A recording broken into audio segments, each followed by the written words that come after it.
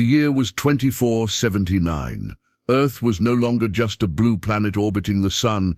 It was now a central voice in the vast galactic assembly, a council of over 300 civilizations spread across the stars. Humanity had risen from its own chaos to become one of the most influential species in the known universe. Commander Jack Voss stood at the wide glass window of the Earth Embassy, located on the enormous space station Harmonic Core. Below him, the star Zeta Prime burned in silent fury. Around the station, ships of every shape and size moved in peaceful harmony, evidence of the Assembly's power to keep order among so many worlds. Jack had served as Earth's ambassador for over 5 years. Tall, calm, and sharp-eyed, he was known for being diplomatic, but he had a soldier's heart. He believed in peace, but only the kind freely chosen, not forced. Today, the Assembly Chamber was holding one of its routine sessions. Jack walked the long white halls of the core toward the main auditorium. His boots echoed softly as he passed Yxarians with glowing skin, the insectoid wreck, and robed officials from the water world of Serana. Inside the chamber, leaders from across the galaxy filled their seats in a great circle, their voices low, their expressions unreadable. At the center stood Chancellor Varel, supreme leader of the Assembly. He was from Yxari Prime, a race known for charm, discipline, and long memory. Varel looked human, though his silver eyes never blinked, and his voice always sounded too smooth. "Order is the foundation of peace," Varel said to the chamber, his voice carrying through hidden speakers. "And peace is the foundation of progress. We must remain united in purpose." The others nodded, some with real agreement, others with practiced obedience. Jack listened, arms folded. Something about Varel's tone always put him on edge. It wasn't the words, it was what he didn't say. The speeches had grown shorter over the past year, the votes more controlled. Assembly members rarely asked questions anymore. After the meeting, Jack returned to the Earth Embassy wing. His assistant, a young technician named Priya, handed him a secured tablet. "This came in last night from Earth," she said. "Level 7 encryption, from Dr. Silent Rourke." Jack raised an eyebrow. Rourke was Earth's lead tech expert stationed at the core, until he vanished 3 weeks ago. Officially, he had been recalled. Unofficially, no one could find him. Jack took the tablet and unlocked the message. What he saw made his pulse slow. It was a data burst, encrypted files. A voice recording from Rourke. "If you're seeing this, Jack, they know I found it. The Assembly's Project Unity, it's not what they say it is. They're using Earth's tech to build something that can control entire minds, not just suggest thoughts, replace them." Jack stared at the screen. Project Unity had been presented as a peacekeeping technology, a shared network to help planets resolve conflict faster. But Rourke's message told a different story. It hinted at control, not guidance. Jack downloaded the files to an isolated system and shut down the tablet. He looked out again through the embassy window. The stars were still calm, the ships still drifted, the Assembly still appeared united. But something had shifted. Jack Voss, once a loyal ambassador, now carried a question in his heart. Was the Assembly truly a force for peace, or had it become something darker? Whatever the truth, he knew one thing. He had to find out. Commander Jack Voss sat alone in the secure room of Earth's embassy. The lights dimmed and the hum of the station's systems echoing faintly in the walls. The encrypted files left by Dr. Silent Rourke flickered across the screen in front of him. He had been going over them for hours, line by line, code by code. The deeper he went, the clearer the picture became. And it wasn't good. The so-called Project Unity was far more than what the Assembly claimed. On the surface, it was a noble idea, a network of interconnected minds across the galaxy, helping civilizations solve conflicts before they began. But buried deep in the code was something else. Rourke had uncovered a hidden layer of programming designed not just to connect, but to control. The files revealed test cases. Small populations on remote planets had been exposed to the early versions of the system. Their thoughts had changed. Their memories had been altered, some even forgot entire parts of their identity. The assembly called these behavioral stabilizations, but to Jack, they looked like experiments in forced obedience. Jack leaned back in his chair, rubbing his temples. He wasn't just looking at a security risk. He was looking at a weapon, one built using Earth's neural network technology, a weapon disguised as peace. He stood up and walked to the comms console. "Priya," he said, calling his assistant, "I need a secure channel to Earth. Priority 1. A moment later, her voice came through. "Channel is open, sir." Jack took a deep breath and transmitted a message to Earth's World Council. He sent the full file package, along with Rourke's warning. Then he spoke directly to the Council. "This is Commander Jack Voss. I've confirmed Project Unity is not what the Assembly claims. It's not a peacekeeping system. It's a mind-controlled platform, and it's built using our own technology. Earth has to act now. We must review our position in the Assembly immediately. I await orders." He ended the transmission and stared at the screen. For a long moment he said nothing. Later that night, Jack met quietly with two trusted representatives from Earth's allies, Ambassador Tolan from the Sarani Federation and Lekka Varn of the Outer Colonies. He showed them part of the data, not all, but enough to raise concern. "This is dangerous," Tolan said, his translucent skin dim with worry. "If this is true, the Assembly is no longer what it was." Lekka Varn shook her head. "You're going to get yourself erased, Jack. This is not something they'll let you walk away from." Jack knew she was right, but silence was no longer an option. "They're using our tech," Jack said firmly. "If we stay quiet, we're responsible." As they left, he noticed a strange figure, watching from a distance, tall, still, not from any race Jack could identify. When Jack turned toward him, the figure slipped into the shadows and vanished. The next morning, Jack received a reply from Earth. The World Council had reviewed the data. After hours of private debate, they sent a short, clear message: "Return home. The Council will convene in emergency session. We are preparing for full withdrawal from the Assembly." Jack stared at the words on the screen. It was the right decision, but a bold one. Earth leaving the Assembly would shake the balance of power across the galaxy. Trade routes would collapse, political alliances would shift, and the Assembly, especially Varel, would not let it happen quietly. Jack packed his things. Priya looked up from her station, worried. "Sir, what's happening?" Jack placed a hand on her shoulder. "We're going home, and things are going to change." As they walked toward the shuttle bay, the calm of the harmonic core felt thinner than usual. The lights felt colder. The stares of other delegates lingered too long. Jack knew something had begun. A line had been crossed. The galaxy didn't know it yet, but Earth was about to take a stand that would change everything. The sky over Neoterra City was dark with storm clouds, but inside the World Council chamber, the air was heavier.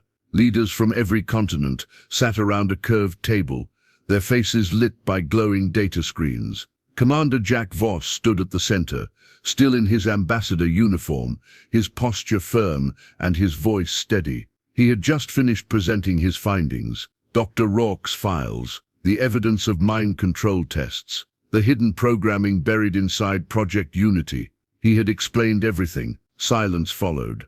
Then Councilwoman Yara spoke, her voice quiet but clear. "We've built too much on trust, Jack. We believed the Assembly wanted peace. Now it's using our own science to take away free will." Another voice, Councillor Huang, responded sharply. "If we leave the Assembly, we risk everything. Alliances, protection, trade. Earth will stand alone." Jack met his gaze. Better to stand alone than kneel to control. President Thorne, the elected leader of Earth, rose from her seat. Her silver hair glowed under the chamber lights. "We've reviewed the evidence. We've debated long into the night," she said. "This is not just a betrayal. It's a violation of every value we stand for." She turned to Jack. "Effective immediately, Earth will withdraw from the Galactic Assembly. You, Commander Voss, will deliver the official declaration." Jack nodded. He knew this would shake the stars. 2 days later, the galaxy listened. A live transmission was sent from Earth's global network. Screens lit up on every member world. Delegates, civilians and leaders watched as Jack Voss appeared on screen. "This is Commander Jack Voss of Earth," he began. "After careful review, Earth has decided to withdraw from the Galactic Assembly.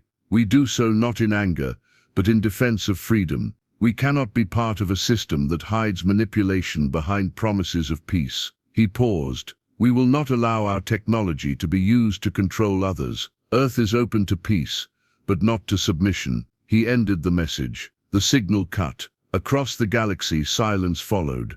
Then the reactions began. Some planets applauded the message. Small, independent systems, those long suspicious of the Assembly, sent quiet support. Others responded with panic. Delegates accused Earth of destabilizing the galaxy.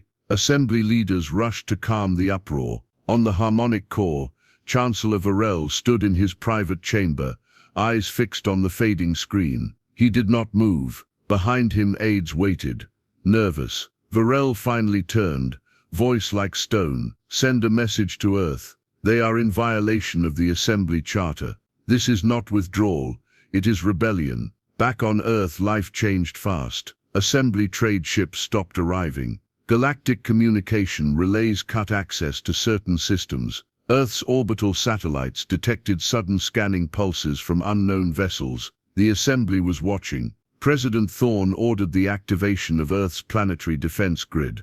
Drones were deployed. Code Red training began across the orbital fleet. Jack Voss worked around the clock, preparing Earth's defense and organizing diplomatic outreach to possible allies. One night, as he stood on the balcony of Earth's capital tower, Priya approached. "We're getting strange signals from orbit," she said quietly. "Not an attack. More like, they're listening, mapping us." Jack nodded. "They want to know if we're scared." "Are we?" she asked. Jack looked up at the stars. "No, we're awake." The next morning, a private message arrived from Chancellor Varel. It was brief. "You've made a grave mistake, Commander. Earth belongs to the Assembly. You can leave meetings, but you cannot leave the order. You will return, or you will be returned." Jack stared at the words. Then he erased them. He knew what was coming. The galaxy had taken Earth's exit as a challenge, but Earth would not bow. It would stand. It began quietly. Earth's satellites picked up small, unexplained power surges on the edge of the solar system. At first, they were dismissed as background radiation, but within hours, orbital defense systems detected fast-moving probes, flying without signals, cloaked, silent, and unauthorized. Then came the power outages. First in Neo-Terra, then across Europe and the Pacific Arc. Communication lines flickered, and some cities went completely dark for minutes at a time. Earth's Space Defense Command scrambled its technicians. The answer came back fast and clear. Cyber attacks. Sophisticated. Alien-coded. Commander Jack Voss stood in Earth's central command tower, surrounded by screens showing orbital paths, incoming data, and red warning signs. "They're testing us," he said, watching the waves of interference, looking for weaknesses. "This isn't sabotage, it's scouting." President Thorne joined him, her face calm but tight with worry. "Are we ready, Commander?" "Not yet, but we're getting there." Earth had always prepared for defense, but never for war against the Assembly itself. Now engineers worked day and night to reinforce satellite shields.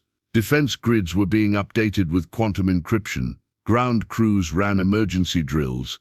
The skies, once open to trade and travel, now shimmered with tension. But the danger wasn't only in space. One evening, as Jack returned to his home on the edge of Neo-Terra City, he felt it. Something was wrong. The lights were off, the door slightly open. He drew his weapon, an energy sidearm issued only to senior officials, and entered quietly. Inside, his wife Mira and his young son Leo were tied to chairs, unharmed but frightened.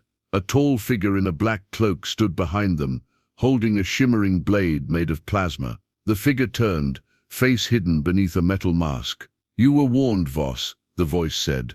"Return to the Assembly. End this rebellion, or your world will burn." Jack didn't hesitate.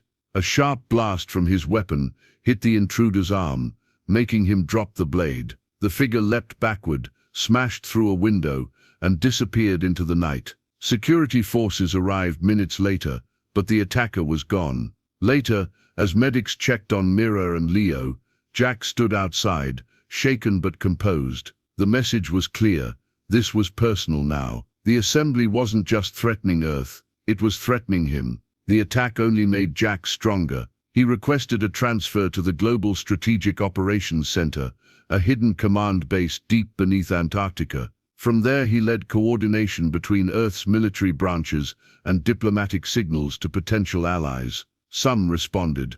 The Outer Colonies Coalition, a group of fringe planets long ignored by the Assembly, sent a quiet transmission. "We heard your message," said their representative, a woman named Rena Sol. "We've seen the Assembly's lies. We're not ready for war, but we're listening." It wasn't an alliance yet, but it was a crack in the Assembly's hold. Still, danger pressed in from all sides. Earth's orbit grew crowded with Assembly scout ships. Trade with neutral planets was being blocked. Energy prices spiked. Fear spread through Earth's population. People protested. Some blamed the government for risking their safety. Others rallied behind Jack, calling him a hero. Across the globe, posters began to appear. "We stand free." In the shadows of all this, Jack knew the Assembly was preparing something bigger. These cyber attacks and threats were only warnings. War, if it came, would strike fast, and without mercy. Late one night, Jack sat alone in the strategy chamber, his hands folded, his eyes on the glowing hologram of Earth. Priya entered quietly. "We've confirmed it," she said. "A fleet is forming near Zeta Prime. Virel's gathering warships." Jack nodded slowly. He had expected it. "They want to scare us into crawling back," he said. "They think Earth will fold." "What if they're right?" she asked softly. Jack looked at her. Then they never understood Earth at all. The shadows had reached Earth. The next move would come soon, and Jack would be ready. A pale orange moon rose over the black surface of Vera 9, a small neutral moon station deep in the Helios belt. It was quiet here, far from Assembly territory, and not yet within Earth's defense perimeter. For centuries, this moon had been a meeting place for private negotiations. Now it was the stage for a final attempt at peace. Commander Jack Voss stood inside the main hall of the Vera 9 station, facing the tall double doors that would soon open. Behind him were two senior Earth diplomats and a quiet team of security officers. His posture was steady, his eyes sharp, but deep inside, he knew the truth. This meeting could be the last peaceful chance Earth had. The doors slid open with a hiss. Chancellor Virel entered the room, dressed in smooth silver robes, his hands behind his back, flanked by two armored guards. His silver eyes scanned the chamber calmly before settling on Jack. "Commander Voss," he said smoothly, "you look well for a man on the edge of collapse." Jack didn't respond to the jab. "We didn't come for speeches, Chancellor. We came for terms." Virel walked slowly to the negotiation table. "Then let me make them clear." He sat. Jack remained standing. "You will return Earth to Assembly control," Virel said, voice cold. "You will surrender your orbital weapons and technology. In exchange, we will restore your trade routes, your energy network, and your planetary safety." Jack narrowed his eyes. "That's not a peace offer. That's surrender." Virel raised a single brow. "Earth cannot survive alone. You've already felt the pressure. Your people are afraid, and they should be. The Assembly was built to protect order, but order requires obedience." Jack leaned forward, both hands on the table. "You're not talking about unity. You're talking about control. You want every world in the galaxy thinking the same, acting the same, obeying you." He reached into his jacket and placed a small device on the table. A blue light pulsed. "What is that?" Virel asked. Jack looked him in the eye. "Proof." The device activated, and Rourke's files projected into the air. Voices, images, code, test subjects, mind manipulation. Entire populations changed without consent. "This is your piece," Jack said. "This is what you've hidden." Virel stood quickly, eyes sharp. "You dare expose Assembly secrets?" "No," Jack said. "I already did." Across the galaxy, at that very moment, Jack's team broadcast the entire file through ancient emergency networks, channels the Assembly couldn't block. Within seconds, Planets across the universe were receiving the truth. On assembly worlds, people paused their work to watch. On distant mining colonies, holograms lit up. The footage played in every major language. The secret was out. Varel's face changed. The calm mask slipped. "You've doomed yourself," he said quietly. "Do you think this will save you?" "No," Jack replied. "But it will warn them." Alarms began to sound inside the Vera 9 station. A voice echoed through the comms. "Incoming assembly warships. They've jumped into the system." Jack didn't flinch. He turned to his security chief. "Evacuate the diplomats. Send the signal to Earth. Tell them it's time." As Earth's delegation retreated to their ship, Jack stayed behind for one final moment. He looked at Varel, who stood alone in the now empty hall. "You could have led with truth," Jack said. "Instead you chose control, and now the galaxy sees it." Then Jack turned and left. Back on Earth, President Thorne stood at the command podium in Earth's underground defense center. A giant screen showed assembly warships closing in on the edge of the solar system. She didn't blink. "Activate Earth Shield," she said. Massive energy grids lit up around the planet, forming a protective ring. Defense satellites repositioned. Fighter squadrons launched from spaceports. Above the planet, the sky was alive with motion. The people of Earth watched from every city, some in fear, others in quiet pride. And as the assembly ships neared the boundary line, they stopped. No fire, no retreat, just a pause. The universe was watching, and no one wanted to be the one to shoot first, not after what Jack had exposed. Later that night, in the safety of Earth's command base, Jack Voss returned. He walked through the halls silently, past tired officers and humming machines. Priya met him at the door. "It worked," she said. "We're getting messages. Dozens of planets. Some are questioning their assembly leaders. Some are offering quiet support." Jack looked up at the screens. So many worlds. So many people who had no idea what had been done in their name. "We cracked the mask," he said. "Now let's see what's underneath." Earth had not surrendered. It had stood. The sun rose over Neoterra City, with a calm brightness that hadn't been seen in weeks. The sky, clear and pale blue, stretched endlessly above the towering skyline. For the first time since Earth cut ties with the Galactic Assembly, the air felt still, not with fear, but with something else. Hope. Inside the Earth Command Center, Commander Jack Voss stood on the main observation deck, looking out across the city. It was hard to believe how much had changed in such a short time. Just weeks ago, Earth had been a respected member of the Assembly, proud of its seat at the galactic table. Now it stood alone, separated from the most powerful union in the known universe. But it was still standing. The Assembly's fleet never crossed the defense grid. After Jack's transmission exposing Project Unity had spread, millions of beings across the galaxy demanded answers. Protests erupted on multiple worlds. Several independent systems declared their own investigations into the Assembly's hidden projects. Even some Assembly delegates,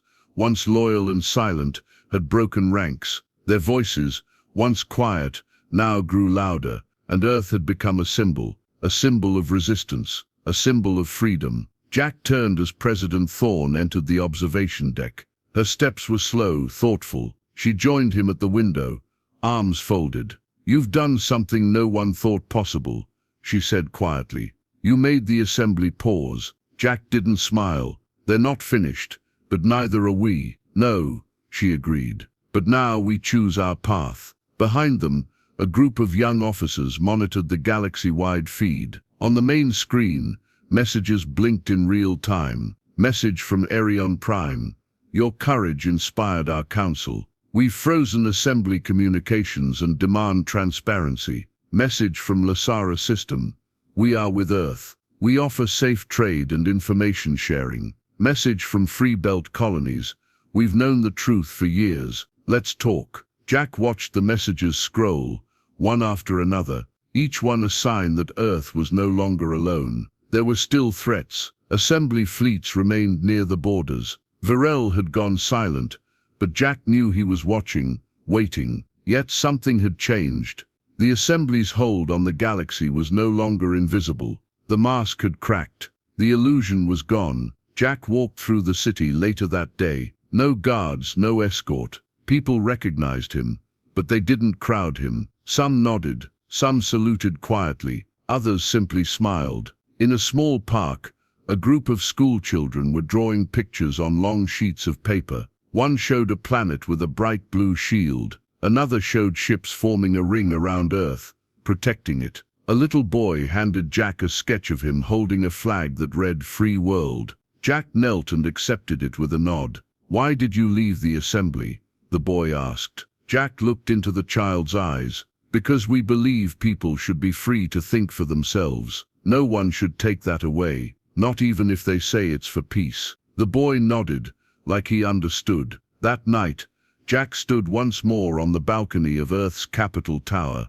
Above him, the stars burned bright. The assembly was out there. The galaxy was still vast, still full of unknowns. But Earth had found its voice. A new signal came through, encrypted and direct. Jack opened it. A familiar voice spoke. "Commander Voss, this is Rena Sol from the outer colonies. We're ready to meet. A new alliance, built on truth, not fear." Jack smiled softly. The fight wasn't over, but something new had begun. Behind him, the Earth flag flew high above the city. No longer just a symbol of a planet, it was now the banner of a people who had chosen freedom over comfort, truth over silence. The galaxy had watched Earth break away. Now it was beginning to follow.